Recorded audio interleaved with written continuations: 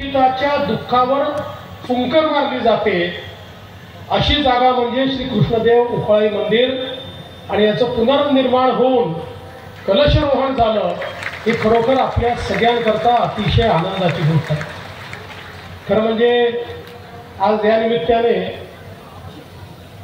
चक्रधर स्वामींना तर मी दंडवत करतोच, पण वैराग्य मूर्ती दत्ता बापू देखील या ठिकाणी दंडवत करतो।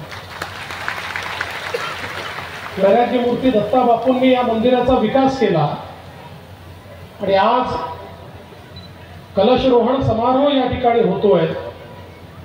खरं म्हणजे आपण जर बघितलं तर आपल्या भारतीय तत्वज्ञानामध्ये आमच्या महानुभाव पंथांनी देखील कलशाचंच काम केलेलं आहे आणि म्हणून हा कलशरोहण समारोह जो आहे हा अत्यंत महत्त्वाचा। आज आपण जर बघितलं तर मराठी भाषेला अभिजात भाषेचा दर्जा मिळाला।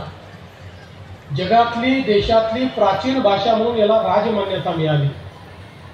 पण ही राजमान्यता मिळण्याकरता जे काही वेगवेगळे मराठी भाषेचे पुरावे आपण दिले, या पुराव्यांमध्ये एक महत्त्वाचा पुरावा लीळाचरित्र होतं की ज्याच्या माध्यमातून ही भाषा किती प्राचीन आहे हे दाखवण्याचा आपण प्रयत्न केला आणि त्याचा स्वीकार देखील हा केंद्र सरकारने केला।